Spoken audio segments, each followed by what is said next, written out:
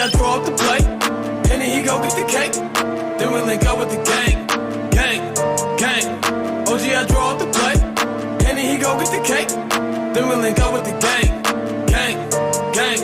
OG, I draw up the plate, and then he go get the cake. Then we link up with the gang, gang, gang. OG, I draw up the plate, and then he go get the cake. Then we link up with the gang, gang, gang. OG, I draw up the plate. Niggas don't know what to think. Thought I get money, you change. What you thought we was the same? Still stay away from them clones. Niggas better leave me alone. Talking about niggas is low. Run with niggas who don't know you. Whoa, I made that zagging when city to city. You niggas not hot in your state. If it was money to get a hit Henny, we get it and never complain. Same go for the gang, and we split it up all the same. I can't really eat, let's stay straight, cause we go way back in the day. My day ones from back in the day, they still hang around me today. You wanna come round us, you can't. I'm rolling up loud, it's great. But mama, she bad but complain, cause I'm too in love with my dreams. And I gotta get on the plane, and go get this money with them. I draw up the plate, and then he go get the cake. Then we link up with the gang, gang, gang. OG, I draw up the plate, and then he go get the cake. Then we link up with the gang, gang, gang. OG, I draw up the plate, and then he go get the cake. Then we link up with the gang, gang, gang. OG, I draw up the plate, and then he go get the cake. Then we link up with the gang, gang, gang. I get the bag with the gang, taking that Zach to the bank. Henny be all in my drink. You niggas is stupid, you think that should change? You not even hot in your gang. Ain't nothing even hot about your gang. You niggas be lying about same. Be posting them pictures of guns for the fame. Niggas just look at me different now. Say that's your man, but he a clown. Don't fuck around with the fuck arounds. Little nigga, you should cut it out. Me and my niggas take different routes. Punch a bitch nigga all in his mouth. Hold up my nigga, we different now. I need a raw, this is my style. I get a check today, I spent it all tomorrow. I get a bitch today, she probably a foreign model. I get a check today, I spent it all tomorrow. I'm with my gang today, tomorrow never promise. OG, I draw up the plate, and then he go get the cake. Then we link up with the gang, gang, gang. OG, I draw up the plate, and then he go get the cake. Then we link up with the gang, gang, gang. OG, I draw up the plate, and then he go get the cake. Then we link up with the gang, gang, gang. OG, I draw up the plate, and then he go get the cake. Then we link up with the gang, gang, gang.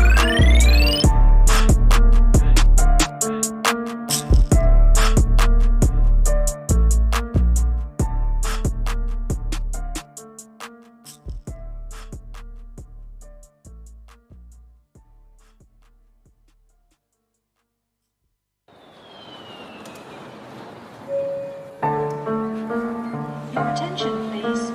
Please do not smoke in the terminal building. Smoking is only permitted in the specified smoking areas. Zach. Thank you. OG, I draw up the plate, and then he go get the cake. Then we link up with the gang, gang, gang. OG, I draw up the plate, and then he go get the cake. Then we link up with the gang, gang, gang. OG, I draw up the plate, and then he go get the cake. Then we link up with the gang, gang, gang. OG, I draw up the plate, and then he go get the cake. Then we link up with the gang, gang, gang. OG, I draw up the plate. Niggas don't know what to think. Thought I get money, you change. What you thought we was the same? Still stay away from them clones. Niggas better leave me alone. Talking about niggas is low. Run with niggas who don't know you. Whoa, I made that zagging when city to city. You niggas not hot in your state. If it was money to get a hit Henny, we get it and never complain. Same go for the gang, and we split it up all the same. I can't really eat, let's stay straight, cause we go way back in the day. My day ones from back in the day, they still hang around me today. You wanna come round us, you can't. I'm rolling up loud, it's great. But mama, she bad but complain, cause I'm too in love with my dreams. And I gotta get on the plane, and go get this money with them. I draw up the plate, and then he go get the cake. Then we link up with the gang, gang, gang. OG, I draw up the plate, and then he go get the cake. Then we link up with the gang, gang, gang. OG, I draw up the plate, and then he go get the cake. Then we link up with the gang, gang, gang. OG, I draw up the plate, and then he go get the cake. Then we link up with the gang, gang, gang. I get the bag with the gang, to the bank. Henny be all in my drink. You niggas is stupid, you think that shit change? You not even hot in your gang. Ain't nothing even hot about your gang. You niggas be lying about same. Be posting them pictures of guns for the fame. Niggas just look at me different now. Say that's your man, but he a clown. Don't fuck around with the fuck arounds. Little nigga, you should cut it out. Me and my niggas take different routes. Punch a bitch nigga all in his mouth. Hold up my nigga, we different now. I need a Robert, this is my style. I get a check today, I spent it all tomorrow. I get a bitch today, she probably a foreign model. I get a check today, I spent it all tomorrow. I'm with my gang today, tomorrow never promise. OG, I draw up the plate, Henny, he go get the cake. Then we link up with the gang, gang, gang. OG, I draw up the plate, Henny, he go get the cake. Then we link up with the gang, gang, gang. OG, I draw up the plate, Henny, he go get the cake. Then we link up with the gang, gang, gang. OG, I draw up the plate, Henny, he go get the cake. Then we link up with the gang, gang, gang.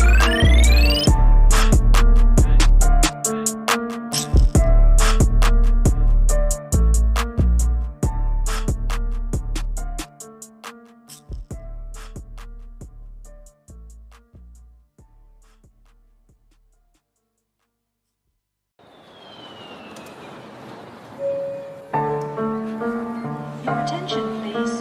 Please do not smoke in the I think I'm cute. I know I'm sexy. I've got the look that drives the girls wild. I got the moves that really move them. I send chills up and down their spines. I'm just a sexy boy. I'm not your boy toy. I'm just a sexy boy. I'm not your boy toy. I make them hot. I make them shiver. Things get weak whenever I'm around. They see me walk. They hear me talk. I make them feel like they're running real. I'm just a sexy boy. I'm not your boy toy. I'm just a sexy boy. I'm not your boy toy. Let's go. That eat your heart out, girl. Mike Flipso. Hands off the merchandise.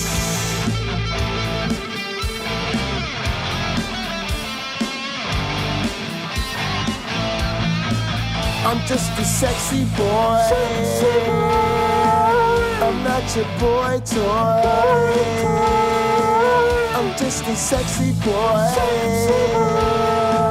I'm not your boy toy. I'm just a sexy boy. I'm not your boy toy.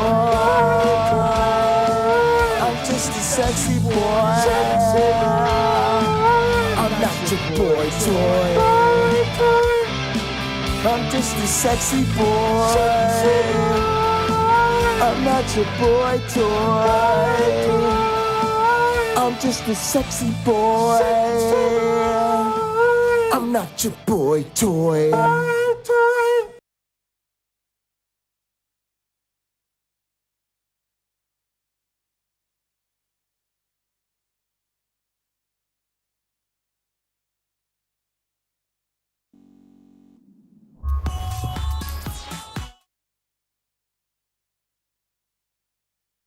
Welcome everybody to another edition of the Pocket Locker Podcast. I am your host with the most, all the way from the East Coast. And as always, folks, I am in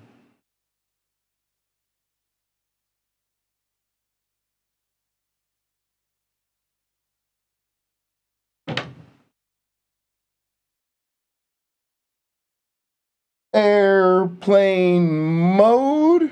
All right, gang, we got a great show lined up for you. Let's go ahead and start off with our communion. please raise your glasses and hold on to your asses.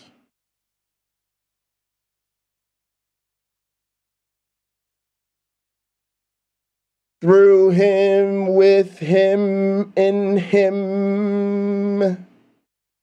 the unity of the flying man.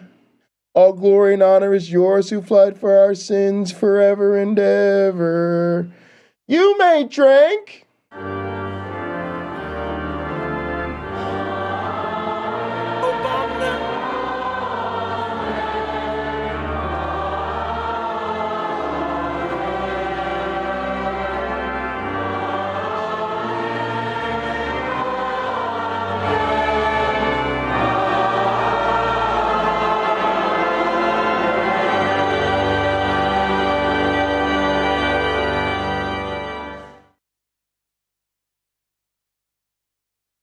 And now for our communion song. This one comes to us courtesy of Foy Vance. It's called Where Everybody Knows Your Name.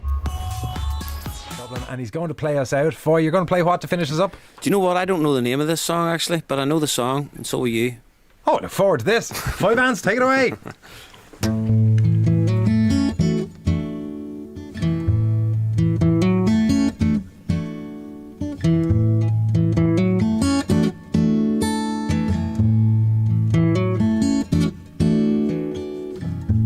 Making your way in the world today takes everything you got.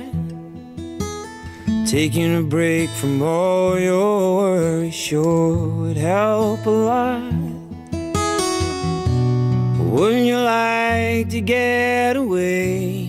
All right, I gotta look at the trees first. Sometimes you want to go where everybody knows your name. And they're always glad you came. I got Dank Slug second. You wanna be where you can see troubles are all the same. You wanna go where everybody knows your name. Well, all those nights And I got you got Sal no Willis lights, third. and the check is in the mail, and your little angel on the countered by its tail. Your third fiancé didn't show. Well, sometimes you wanna go where everybody knows your name, and you're always glad they came. You wanna be where you can see troubles are all the same. You wanna go where everybody knows your name.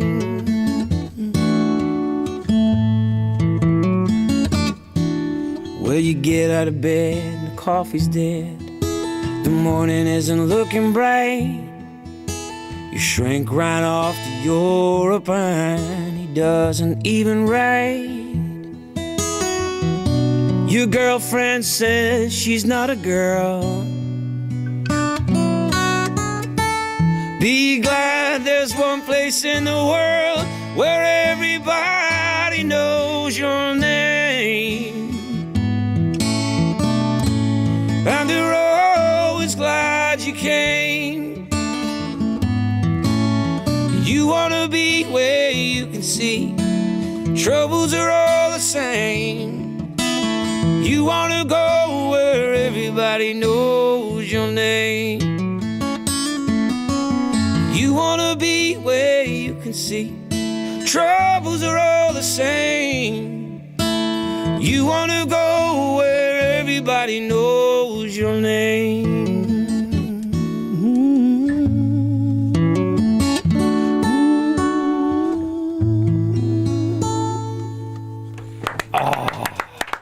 Foy Vance. Most common word coming in by text, Foy, is goosebumps, believe it or not.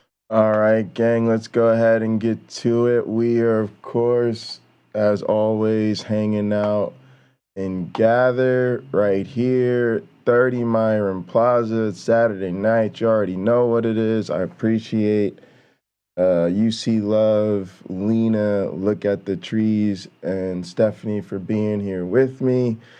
Today we are going to be talking about this whole idea of a relationship with God, and we'll be doing so via Prophet Azad, one of my favorite content creators, talking about his deconversion story. And I'm gonna just try to relate, like, trying to think like how to get back into the whole deconversion narrative. I found it really odd, like when I was on Neil the 604 Atheist channel, I found it really hard to piece back together the timeline of my deconversion.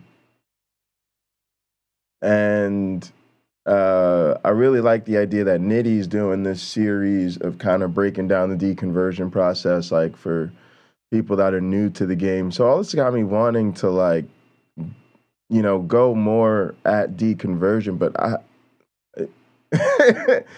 I really don't know how to describe or explain the process. So I'm kind of excited thinking about trying to relate, trying to step back into that life, step back into that way of thinking, and reflecting on the quote unquote relationship I had with God. Oh my God, it's embarrassing to me at this stage in the game to even say that, but it is what it is. Let's go ahead and do what we came to do. Although it looks like I don't even see 13 years old at the time. Here we go. I was like, I don't even see the shit. Here we go. Let's go. But I remember I was only 13 years old at the time, but I remember the moment as if it were yesterday. I was walking up the stairs at my house when somehow it occurred to me to take the big step. Just right there, halfway up the landing. There was nothing even slightly ceremonial about it. I didn't as much as close my eyes or even stop walking. For just a few seconds I slowed my pace and verbally asked God to forgive my sins and come into my heart. That was it. That was the pivotal point where, I guess, I was saved. But why then and there? Why not in response to an altar call upon a sudden swell of music with teary-eyed family members praying along with me? Why just standing there by myself on the steps hoping nobody in the living room would hear me? And why only then, after having spent 13 apparently unsaved years in a Christian home, church, and school? This moment, with all the questions surrounding it, is a pivotal point in the story of my long-running, often confused and tortured, relationship with God.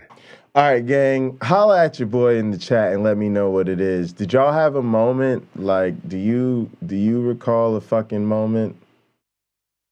Because I don't. Like, growing up, a priester, I guess, it was my mom's side of the family. It's like God was just everywhere. God was in the air. I don't know how else to describe it, but this sort of like relationship with God was something you grew up under the assumption of. Like, I can't recall a moment where I became saved or a moment where I decided I had a relationship with God, because it felt like, I always felt like God was just part of our family. Like, God was the core of the family's identity. And I can definitely remember growing up, becoming an adult, and, realizing I needed to have my own adult relationship with God, and figure out what all of that meant for my life in a way that wasn't just, laying out the blanket like I came up in a Christian home or a family of ministers or whatever it would be. But I think in my head at the time that felt like maturing your relationship, much in the way you have to mature and redefine other relationships in your life when you become grown. Which I've apparently failed miserably at doing. But all right, let's go ahead.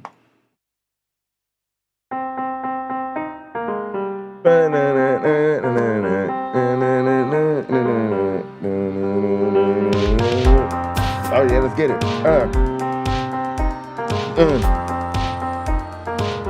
I don't know, mate. You might could do a rap to this. It's got just enough boom bap to it. I like that, man. Yes, y'all should be at home working on your sexy boy techno or hip hop, whatever genre you like. Classic. I don't even care. Orchestral. Hit me with that sexy boy remix that you made, and I'll play it on the air. I'll play it on the show. You know, surprise me. You know, you gotta know the words by now.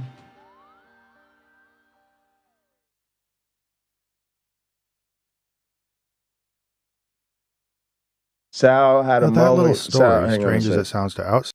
Sal said I had a moment where, so to speak, when I thought I found Jesus. In retrospect, it was like an ego death experience triggered by life circumstances. About 6 months later, I lost him again. Yeah. Pakman, Crystal said, everything good is God, everything bad is the devil. Yeah, that's kind of how it was in my house growing up. Look at the truth. When I was a believer, I thought if I had a thought and the wind blew, that was enough for me to sing up. I know, y'all. When you look back, right, the bar was so low. Outsiders is probably familiar to a lot of you. You know all about asking Jesus into your heart, and even the idea of me as an 8th grader randomly muttering the prayer may be unsurprising to you. I mean, kids asking God for forgiveness over and over, just to be sure, is almost a trope of modern evangelicalism. Or at least it was in the circles I grew up in. But in this case, there was a lot more to it than that, because that was the first time I remember praying the prayer of salvation. At the very least, it always stuck out as the time I got saved, and if I had ever uttered the words previously, it was in some rote-prompted way that I hadn't confidently internalized. So how did I get there? How did I make it all that way being, or at least feeling like, a non-Christian hiding in a church community? It's hard to say. I think part of it has to do with something I talked about in my previous video, which is the fact that Christianity... Wait, he said he felt like a non-believer hiding in the church community. The time I got saved, and if I had ever uttered the words previously, it was in some rote-prompted way that I hadn't confidently internalized. So how did I get there? How did I make it all that way being, or at least feeling like, a non-Christian hiding in a church community? It's hard to say. I think part of it has to do with something I talked about in my previous video. I think it's imposter syndrome. Now that I've gone through grad school, and they do a great job of talking to you about imposter syndrome in grad school, but I don't really know that it doesn't like stop you from dealing with it. You just are like, cool. There's a name for this, I guess. But yeah, I think it's kind of a very similar thing where you feel like everybody else belongs, but you're like somehow unqualified. Yeah, and I think this graphic actually, all these people seem to really have it together, and I still have no idea what's going on. Yeah, that seems to capture it pretty well. Video, which is the fact that Christianity was just always there for me. As natural a part of my environment as my home or my family. Finding Jesus, never ending game. Since there was no clear dividing line when someone suddenly told me about Christianity and gave me the opportunity to choose it, it was easy to go a long time without, for lack of a better way to put it, getting around to asking Jesus into my heart. It wasn't that I didn't want to do it. I often desperately did. But I had trouble getting there for a couple reasons. First, it originally never even occurred to me to do it. In my youngest years, all I knew was that we were just part of a community of people who believed in God and loved Jesus and everything. The idea that a prayer of salvation separated the saved from the unsaved didn't even come up at first, at least as far as I remember. Yeah, it's really interesting. It's kind of like a thing. They bring you up feeling like you're already saved, like you're already good, you're kingdom stamped, your life's been, under his provision since the very beginning. And then as soon as you start to get of an age of your own cognition, it's like, wait up, nope, you're not good to go. You've got to come to him for yourself to really have a relationship with him. I'm like, so wait, I haven't. Well, what have we been doing this whole time? I mean, how would it, right? Are you going to put this into the head of a baby? A preschooler? A kindergartner? I mean, somewhere along the way it has to come up. But when? I guess other more structured religions, we'd have called them legalistic, went about it more systematically, maybe presenting you a clear choice at a certain age when you went through confirmation or something. Yeah. But our brand of evangelicalism didn't have anything like that. And I gotta be honest with you, like, I actually envied kids who went through stuff like Eucharist, the Catholic rituals, right? Because I was a Christian kid. So one of the things, y'all know, I was the only black kid at always school. We talk about that, I bring that up. It happens, it's life. But I was also one of very few Christians, right? Most of the kids are Catholic. And so... They have, you know, the Catholic quinceañeras, right? Like they have their, my first communion, and they get confirmed. And these are big, like, social moments, and I didn't get those. And I know it makes me sound ridiculous for bringing it up, but when everyone around those is having those things, is you know what I mean? It's kind of like, if you went to school and everybody had a bar mitzvah and you didn't get one, or, you know, everybody went to prom and you weren't allowed to go, like, yeah, it was just one of those things. And so I kind of envied those markers of, like, religious development or something. I don't know, it's weird, but I just mentioned it because it's probably a weird part of going to a Catholic school as a Christian that people don't think about. I just have a fuzzy recollection of people gradually starting to allude to the idea when I was in early elementary school, and it didn't take full shape right away. Because while you might not think of it, it actually involves several several Derek? different Good to concepts. see you. Good to see you. What's up, That Nun? you pray to accept Jesus, Crystal, good to see that this everybody. involves asking for forgiveness, that this represents the moment you go from Christian to non-Christian, and that if you do it, you go to heaven, but if you don't, you go to hell. Growing up at church, I just kind of gradually picked up these ideas through osmosis, and by the time I'd fully received and grasped the entire teaching, it felt like I'd missed the boat on something we were all supposed to do and, so it felt, everybody around me must have already done. It was incredibly isolating. Before I realized it, the terms of belonging to the very community I had been born into had shifted through what probably amounts to an unintentional act of gaslighting. And then there I was, feeling like the idea of salvation had always been there and I'd always been an imposter. Yep. Second, I didn't really know how to do it. Sure, it sounds simple. Just pray to accept Jesus or whatever. But the entire concept of asking Jesus into your heart was so abstract I didn't even know what it meant. Yeah. I mean, I could have uttered the words, but I would have... And then it's like not that too, right? Like, I don't know if you'll touch on this. It may not be part of this video, but isn't there more, right, y'all? Because I think if we're going to reflect on the bigger picture, it kind of goes like, you got to accept Jesus into your heart. And then you're like, wait, what? I'm not good to go? All right. And then it's like, wait, you have to be baptized as an adult. So wait, but I was already baptized. Now that you were a kid, that doesn't count. I already asked Jesus to be my Lord and Savior. Yeah, but that's not, you know, really showing the whole world that you're part of the kingdom. All right, cool. So then you get baptized, right? And then they're like, yeah, sorry, I know you thought being baptized, but aren't you like part of this church body yet? No. Yeah, well, you haven't been paying your tithes and offerings, right? So, you know what I mean? Like, and it will keep going in what the church demands you turn over to Jesus in order to truly be saved. But it's just kind of funny. I don't know what we could, the escalation, right? There's always something else you've got to do to go further. It just felt like I was going through the motions. Because something more than that was supposed to happen in your mind, right? You were supposed to feel some connection to and relationship with God. Punk. But I had no clue how to conjure that. And trust me, I really wanted to. I sincerely believed in God and wanted to know Him, And on top of that, I wanted to belong to the community of people closest to me whose identities were defined by love for him. Not doing so made me feel deeply guilty. Also, oh yeah, there's the fact that I was going to be on fire for eternity if I didn't rectify the situation before I died. No pressure, right, kid? But what do? Reach out to your parents? Or a teacher or a pastor? Well, when you're an elementary school kid, how do you go tell them that you've done literally the worst thing a person could do, which is to reject God and be unsaved? How do you articulate that you failed to do what makes you part of the community of believers? That you're secretly one of those people from among the world? I guess I could try to explain that I wanted to be saved but I didn't get it, but here's the issue with that.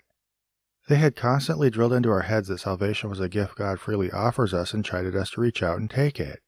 So questioning that would not only be contradicting the theology they taught us, not only pushing back against the clear instruction they gave us, but suggesting that God gave us insurmountably confusing instructions for avoiding hell and getting to heaven. I didn't know how to put all that into words, of course, but I had a very clear feeling that expressing my confusion was an affront to God and to the adults who told me to trust Him. Surely the problem had to be with me. Fucking scary looking back at it. So trapped in this no-win situation, I concocted a weird but kind of sad plan. I was going to do my best to stay alive until I became an adult, at which point I would try to find a church where nobody knew me and meet with a pastor to put everything on the table. I mean, if anybody could help me get it sorted out, it was a pastor, right? And I wouldn't get in trouble if I approached the pastor as an adult at a new church. Now I remember at some point taking solace in the idea that if I did go to hell, they'd display my entire life for everybody else to watch. Like in the Chick Tract, which is where I think I got the idea. Oh my goodness. And while that was meant to scare you with the shame of the whole thing, my takeaway was that I could sit and wait out the entire span of my life all over again before being sent to hell. Maybe other people's too, depending on how it worked. And at that age, that seemed to kick the problem down the road far enough to be some relief. But I don't think I parked there long. The point was definitely to stay alive until I could find that elusive pastor. And did I ever develop a neurosis about staying alive? I'm always wondering, like, looking back, like what were the things I was, holding on to, just waiting till I could get in my own space, waiting till I could, get out of the house and live on my own terms. I don't really remember faith being one of them, obviously.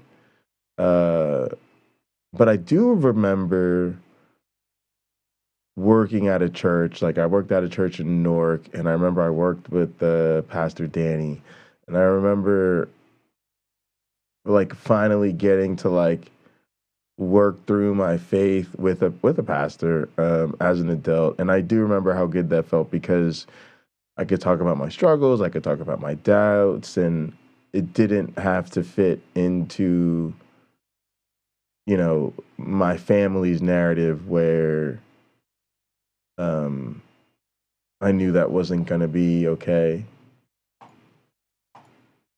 I was alert to every possible thing that could kill me in childhood, to the extent that I'd regularly drink 2 to 3 glasses of water before bedtime, because my science book said to drink 5 glasses a day, and I took that to mean that if I didn't, I might die in my sleep and wake up in hell.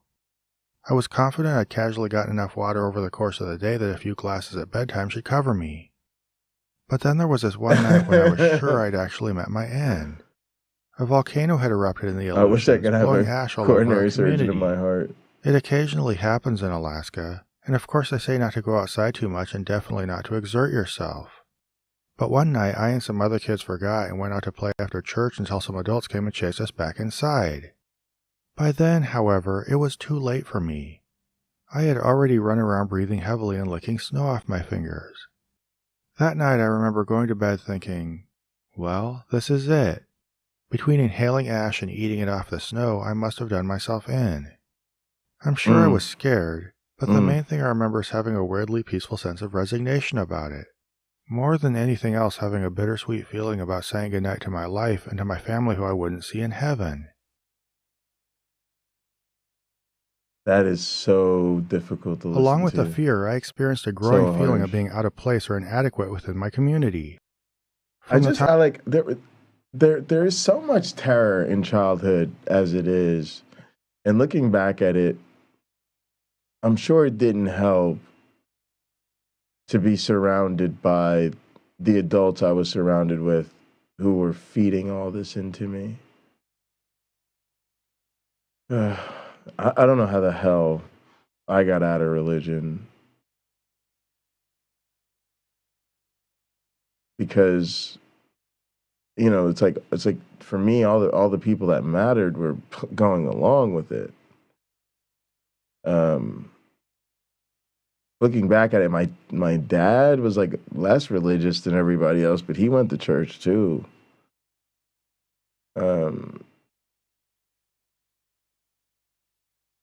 I don't know, y'all. It's different in black families, but even my family, like my mom's family, with them all being ministers and shit, it was just so much more intense. And now, like, I don't have much hope for them, to be honest. They're the Christians just want to be Christians type, and I don't think they care anymore if it's true or not. I really don't. I don't think they care anymore. So it's just really sad. Time I was young, there was always some kid who had a dramatic salvation experience, or started speaking in tongues at 5 years old, or was praised by adults for the intensely emotional faces they'd make during worship. For these kinds of behaviors, they were held up as exemplars of what we should all be. And it probably goes without saying by this point that I just wasn't good at most of that stuff. I definitely wanted to be more like that. I really tried. But I just didn't have whatever intuitive internal mental skill set lets someone generate emotions through experiences like singing and prayer and project those feelings onto an abstract character. Or to sense that the character is speaking back to you. Yes. It seems like the kind of thing that just worked for some kids. Something inside them just clicked and they really felt they were experiencing God. Other kids, I'm pretty sure, knew how to mimic the signs of it and did so to get a pat on the head. I guess most did it for an unconscious combination of both reasons. But for my part, I wasn't willing to fake it and didn't know how to really feel it. Sure, church songs might be a little fun or emotional for me at times, but I generally found them boring and standing up for them got uncomfortable. Extended prayer, seeing as it involves sitting still with my eyes closed for long periods of time trying to talk to someone who didn't talk back. The music's like a make or break thing for most people. As a musician, I got to tell you, I think it's one of the reasons. I think it's probably the main reason, or one that churches are so segregated, right? Is because if you're not going to go to a church every Sunday if you don't like the worship style. At least not if there's alternatives.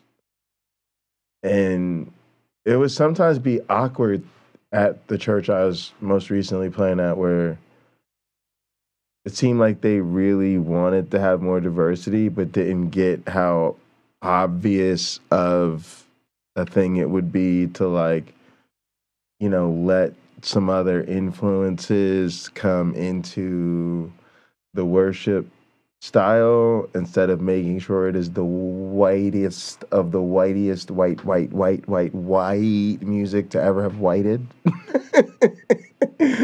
But I mean, like, I'd be like, that's what y'all are into. It's cool, but like, I don't know why y'all expect more people of color to be in here knowing that's not what the fuck they listen to. And I'd almost be wanting to ask him so many times, them other folks' music is still about Jesus, right? Right? You do know that, right? That the gospel music and the music that a lot of churches be playing during their Latino and Spanish services, that shit's about Jesus, right? We could play that shit in church and Jesus will not even be mad. I promise you, them songs is also, I mean, they literally treated it like anything that wasn't the whitest of the white contemporary Christian music was like too charismatic. Oh. But like, I'm you know, I know the canon, right? I've grown up on all the types of Christian music, even like Catholic music. I played at school, like a lot of the church, the school we play at school mass, and so you're having to put. That was a lot of my growing up was having to put drums to music that wasn't written with drums or with drums in mind or wasn't typically played with drums. And so I had to work through, you know, those standard pieces like the Amen we play, like the one we play on the stream, the Amen, Amen. You have to play drums to that. Yeah, it's not as easy as it sounds. And a lot of those pieces are not. But you learn to like the music and try to make it sound really nice and bring out what's there, and make it enjoyable for the rest of the students. That was the main goal. But yeah, it's a thing I really do get. Like I do get like some people like it's weird. Like religious music is like a guilty pleasure for me and probably a lot of atheists that still can tolerate it. I don't listen to nearly as much as I used to, but it's like I feel more anxious or like insecure about the neighbors hearing that and like thinking I'm a crazy religious person than I do like playing some raunchy sex stuff or some gangsta shit or some, you know, crazy metal. Like it doesn't matter. Like, you know, none of those make you like make sure your neighbors aren't gonna hear it and get the wrong impression of you. But I mean, people who really can't stand religious music, I mean, they just can't. It's like their ears fucking burn. So I get it.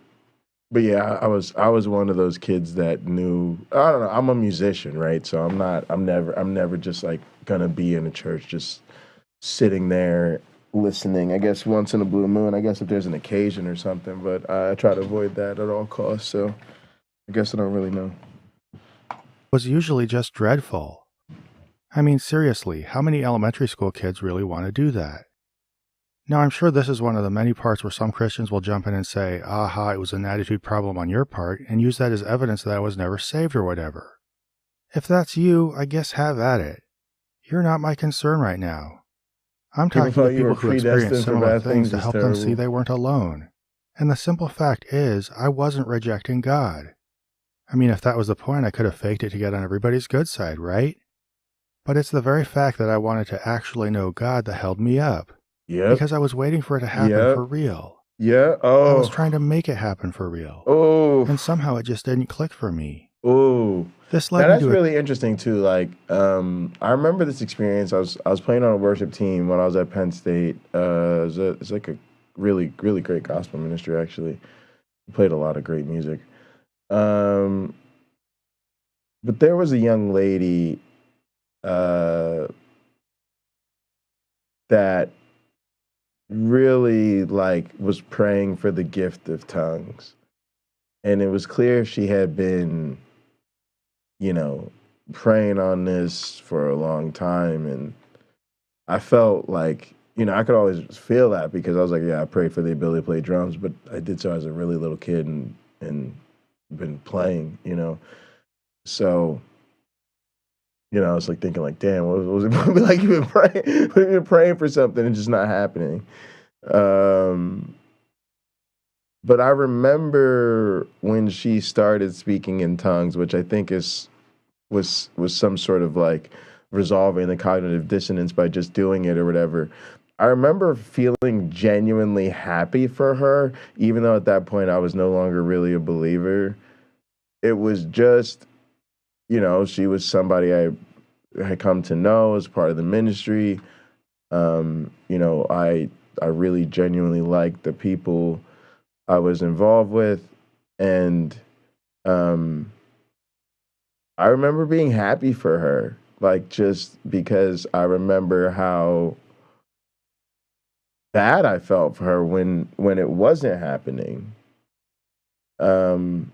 So it's really interesting to me now because I I don't feel that way anymore. I don't think people. I think we really do need to actively work against people being religious. But yeah. I mean, but that's the kind of the human emotional heartstrings that the religious experience pulls on, is that even as a non-believer, like you're like, God, with Jesus, would you just show up and let this girl speak in tongues? Because I'm starting to feel bad for the poor thing. But yeah, it's crazy looking back at that. Occasionally being put on the spot for being different. I remember in 6th grade, I was the only one left in my class who couldn't speak in tongues, which got pretty awkward. I mean, I could fly under the radar as an unsafe person, but with tongues you're forced into a dilemma. Either knowingly fake babbling noises, which I wasn't going to do, or stick out like a sore thumb for not doing it. This might not sound like a big deal to a lot of you, but in that part of Christianity, speaking in tongues meant you were baptized in the Holy Spirit, which was a necessary progression toward maturity as a Christian. Sure, now, this is crazy because there's different denominations like have different feelings about this. And it sounds like he's on one of them tips where it's almost like it was expected of everybody. I've never spoken in tongues. I think I can't remember faking speaking in tongues. Like, I've always just thought that shit was weird. I don't know. I've always thought of like there's people that speak in tongues, like maybe quietly to themselves, sort of, enough to fake it that they're faking it. But to me, the speaking in tongues for real is the people that is like uttering over the audience or the ministry, and then you get the bullshit ass people who are the interpreters and all of this type of stuff. But yeah, I don't know, man. Y'all can let me know, but or like what it was like, what y'all grew up on.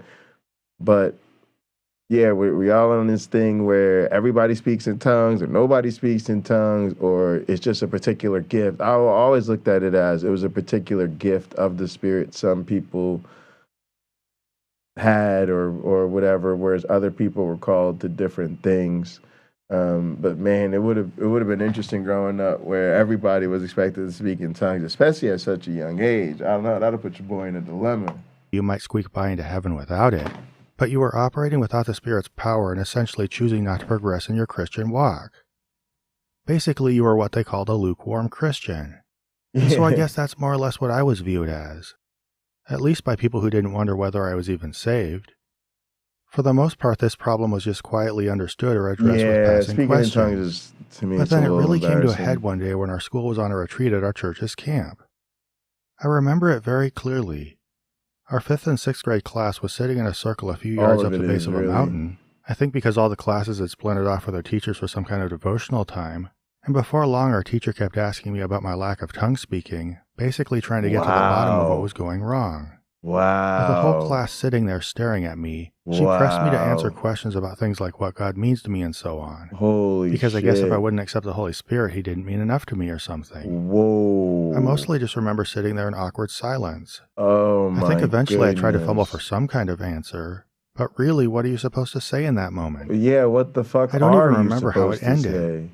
I probably disassociated out of sheer embarrassment or something. I can't blame you. Oh my goodness. The pressure wasn't just on me. There was a... All right, gang. Let's take a mid-video break to the sexy cam. I don't. You fucking imagine though. Let's rant about these fucked up ass teachers.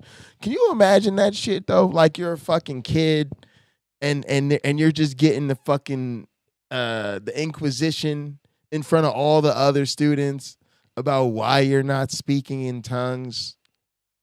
Wow. Also, I feel like he was probably a pretty how do I say this? Like introverted student, maybe like less chance of there being a confrontation, right? What I'm getting at is I think teachers that are weird like this only get weird with students they know they could get weird with because they don't want to mess around. Because even at that age, you talk to the wrong kid and they'll tell you off. Like, I don't speak in tongues. They'll say something crazy because they'll feel attacked, right? But damn, it kind of reminds me of the Uncle Bobby story of how, he pissed off his teacher by asking about Noah's Ark, I think the poop in particular, and just not ever getting a good answer. But yeah, this is what I was thinking about. Like, what would it be like if there was really pressure around me to speak in tongues and like all my friends started doing it and shit? That would be weird, man. I might have faked it, y'all. I might have just had to fucking go along with it. But I bet you if I'd have did that, I'd have believed it, right? I'd have been like, oh, yeah. Because here's the thing.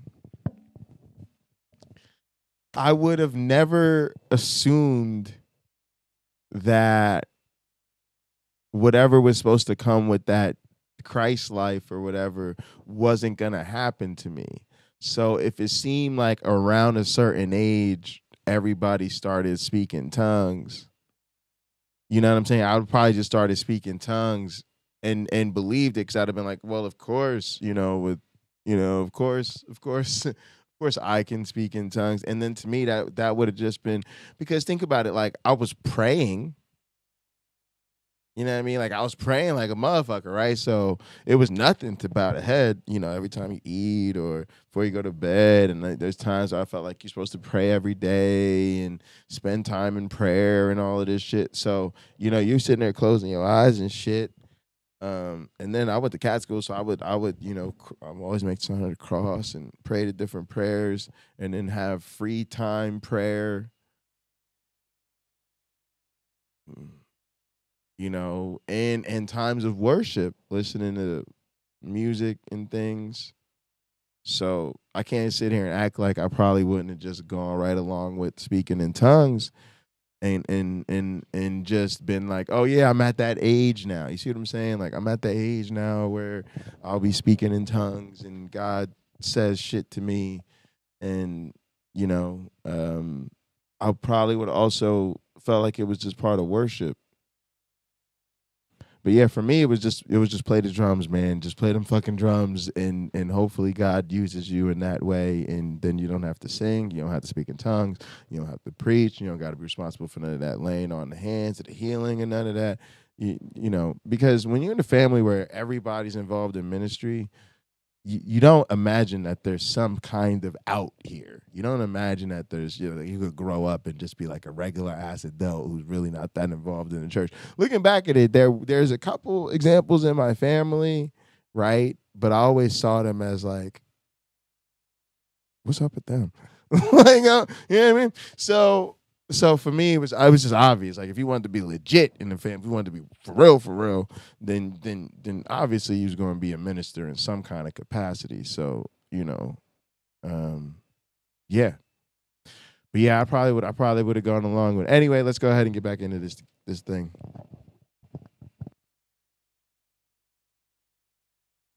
General expectation that all of us students, elementary through high school, be really serious about our relationship with God, which led to a lot of developmentally inappropriate expectations of children's behavior. If you experienced normal levels of distraction during prayer or worship, it wasn't just a disruption. It wasn't just considered disrespectful to the teachers. It was a sign that you didn't care much for God. That was a heavy thing for kids to carry. With not enough regard for age and absolutely no regard for personalities, learning styles, or general restlessness, we were expected to spend often huge spans of time singing worship songs or sitting still with our eyes closed for prayer. And being still and orderly, daunting as that was, wasn't enough. If a teacher looked at you closely enough, you had to show some level of expressiveness indicating that you loved God and His presence. It was terribly uncomfortable. Depending on the kid, you simply didn't know how to make adults happy. I sure didn't. These expectations largely came from a disconnect between what the church believed and what was evidently happening. They thought God was clearly manifesting, so to them it made sense that kids should be still and enjoy His presence. But, so it seems, He wasn't manifesting in any clear way. So since the Bible was just a book and God's presence was just an ethereal feeling in our heads, who were we interacting with? The adults in charge. Who were we trying to please? The adults in charge. They were the authority structure, the personality behind Christian teaching. God's commands were their commands. Our relationship with God arose from and was entwined with parts of our relationship with them. And when you disappoint God, it's usually because you're disappointing adults in your life, whether it's an adult standing in front of you or one who lingers in your head. Hell, to this day I still feel an attachment to parts of Christianity and to the idea of God, because it's largely an attachment to adults who had been a big part of my childhood. So when these adults set the rules, establish the theology, and develop a relationship with you, then turn you loose to sit by yourself and enjoy the company of what amounts to an invisible stranger get disappointed in you when you somehow don't, your emotional and relational bearings can get thrown off pretty badly. This fed into the distress I felt when I couldn't conjure a relationship with God, and eventually helped shape the kind of relationship I did have with Him. Now, in spite of all this, I eventually did make Christianity work. I can identify 3 watershed moments in this process. First was the salvation experience I talked about at the start of this video. Somehow, I'm not sure what finally made it work, I managed to utter a prayer of salvation and feel like it meant something. That was vital because it removed any periodic anxiety about salvation and let me try to find my footing as a believer. Second was when I finally had an experience of being baptized in the Holy Spirit. This came during my junior year in high school. One night I was praying in my room, it was a habit I had, though not a super regular one, when the experience started feeling really intense. If you were ever a praying Christian, you probably know what I mean. Using what amounts to meditation, you slow your mind, which can make you feel peaceful and occasionally lead to surges of emotion. There's also a feeling of intimacy in believing you're sharing that moment with God, along with a relief that comes from working up a feeling you've been taught you should feel but can't always conjure. It's complicated. Anyway, as my prayer got intense, and my big, long-standing spiritual shortcoming lingered in my mind, I suddenly opened my mouth and just kind of let myself make utterances. When I did, my mouth seemed to move naturally, by reflex. I didn't feel like I was choosing sounds. They just came out. At that moment, I was shocked to realize that I wasn't faking it, that I was actually truly speaking in tongues. Suddenly, a warm energy, almost a shock but a pleasant one, ran down my spine. Of course, in that moment I saw it as a supernatural feeling, like the Holy Spirit running through me or whatever, because how else are you going to interpret it when you're hyped in that mindset? But in hindsight, I recognize it was more likely just a surge of emotional release. Which makes sense, right? Not only was I having an intense moment of prayer, but after all those years of feeling like a non or partial Christian, of being puzzled by how to speak in tongues, I'd had the breakthrough. I was filled with the Holy Spirit. If you think of how cathartic that moment would feel, of the pent-up issues I suddenly thought were resolved, of the heavy shame that was suddenly off my back, a euphoric surge that feels like energy seems almost inevitable. Now I know not all of you can relate to the specifics of the speaking in tongues part of my story, but I think it typifies a struggle a lot of people have to make Christianity work. The third was also in my junior year of high school. Please give the stream a like, gang. Appreciate it. And there I met a guy who was like super into Christianity. He was always talking about Bible study and prayer and could be counted on to say something slightly uncomfortable if peers were doing something wrong or even seem more excited about worldly things than spiritual things. If you grew up in Christianity, you probably know the type. I think I was that type for a little while. Anyway, he got a bunch of us to start a prayer group before school. We'd occasionally circle up for group prayer, but we mostly spread out and prayed silently by ourselves kneeling against the pews. I think we usually did it for between a half hour to an hour. My goodness. Over time, people started trailing off, because of course, we were high schoolers, but I stuck with it. And by my senior year, it was just me doing it off and on after the other guy went to another school. I won't lie, it was more off than on. I mostly liked to play basketball every chance I got. But I voluntarily prayed more than most Christians ever do, and a surprising amount for a high schooler. That was huge to me. The feeling of confidence that I was saved had been one major thing I was missing, but it wasn't just that. Even after I had my ticket to heaven, I still wanted to feel connected to God, to feel like I was enjoying His presence. In that large, dark, empty auditorium before school, I found a place where I could consistently still my thoughts and utter words, either whispered or in my mind, that I felt I was addressing to God, and get the impression that He was hearing me and responding. The response was more in the form of impressions or waves of emotion than of coherent words, and the strings of words I did hear were brief, arising subtly and trailing off gradually without expressing anything much more sophisticated than the reassurances I was expecting. But the interaction was happening. I felt that I was communicating with God, and I was able to engage in the experience regularly. More importantly, I wanted to engage in it. This is like alarming because, you know, I've had moments like this. I'm like driving down the highway and I'm feeling the radiance of the sun in a particular way. And I interpret that to be, you know, God speaking to me. And in those, that same sort of thing with the vague reassurances that I would be expecting. And so many times we're just, you know, I would get lucky or fortunate and just attribute that to God looking out for me, in addition to those sort of random occurrences. And looking back at that and being like, damn, I really understood that to be a relationship with God. Like, oh, wow. I'm not sure how much I wanted it because I enjoyed the moments of quieting my mind in a peaceful place, and how much of it was the euphoria of feeling I was the complete kind of Christian I had previously failed to be. Yeah, I think of it as But regardless, like that huge gap in who I was as a Christian was filled. Whatever was broken in me that made me feel bored by prayer in elementary school was fixed. I desired God and had a relationship with Him. So what was actually going on in my mind? That's a big question, but it seemed that I was letting two kinds of thoughts flow through my head. First were words I was speaking to God, which I spoke or thought deliberately as my act of prayer. That much is pretty straightforward. Second were words that popped up sporadically in what was essentially a very calm brainstorming session. If I sat at peace and thought godly thoughts, words would start to arise in my mind. I'm sure I myself had produced them unconsciously, and I half-consciously guided them where I thought they should go. But if I were sufficiently unintentional about forming them, if they arose from a wandering rather than a directed mind, I could feel like they were appearing in my head instead of being formed there. My ability to do this was finally enough to convince me I was speaking to and hearing from God.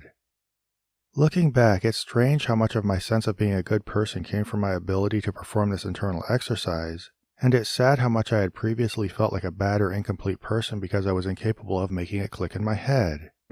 For me, that's in the past, but I feel horrible for all the children who are twisted up inside, who feel the disapproval of their loved ones because they're not able to produce such an abstract process and convince themselves it's them loving an immaterial being.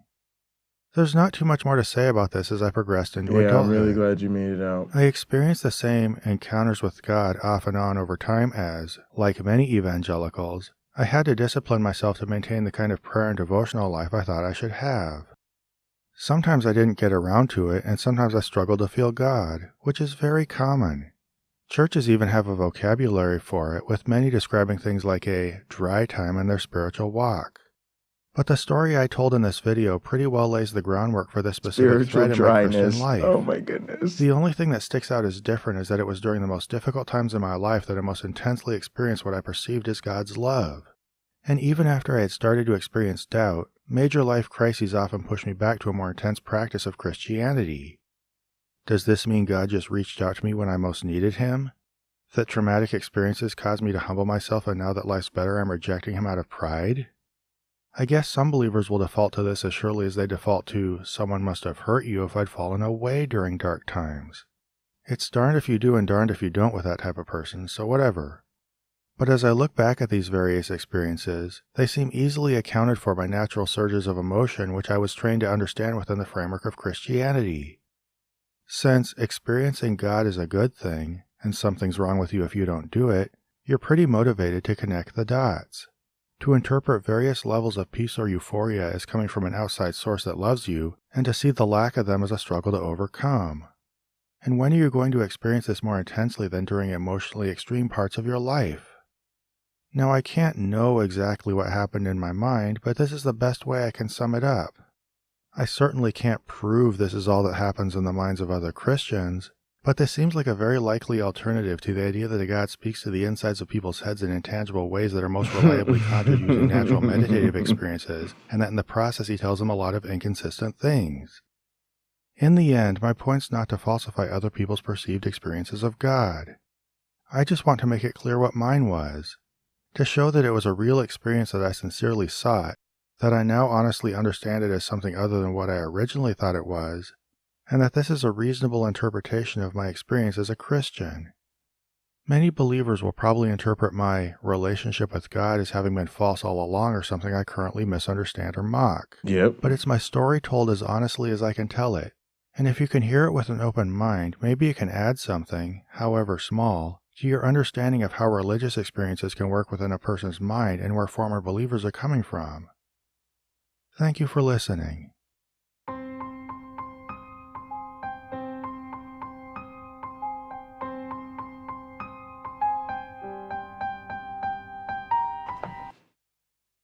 Yeah, I can relate to a lot of that. The vagaries, the ambiguities, the insecurities, not understanding it. But now when I look back at it, man, it's scary. And I'm just beginning to understand how deep it runs in my family, and the fact that I think for most of them, there's just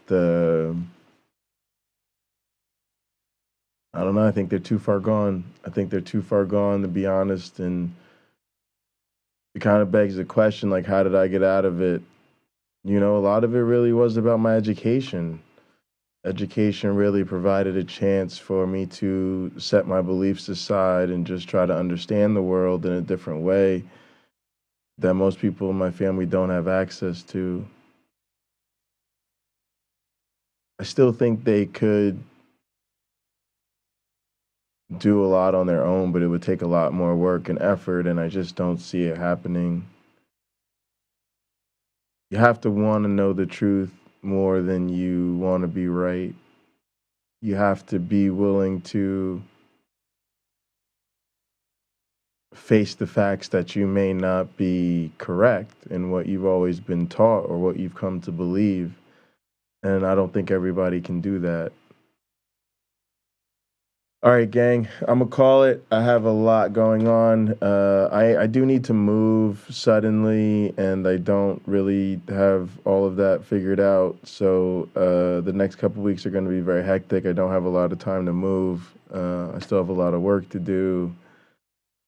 So not sure what the streaming schedule will be like between now and early May, just because I have so much going on. But I'm going to stream when I can, and I will see most of you tomorrow afternoon for, I believe, the Blackout and Hot program. Me and Uncle Bobby said we'd go tomorrow, so I think that's the plan, at least right now. And we'll have Hot program at 3:30. But yeah, appreciate everybody for tuning in. Thank you guys so much. I really appreciate it. It's really good to see everybody. Please come hit us up and gather. I'll be there. You know, that's where we're at most of the time. I have to get this whole place cleaned and packed up, and I have to figure out where I'm moving to and arrange for the movers, and it's just a lot of extra work. So appreciate everybody for being patient with me. Thanks. Not going anywhere. Just gotta get on the other side of this move. All right. Appreciate everybody. I'll see you next time. Said I'm gone. Poof.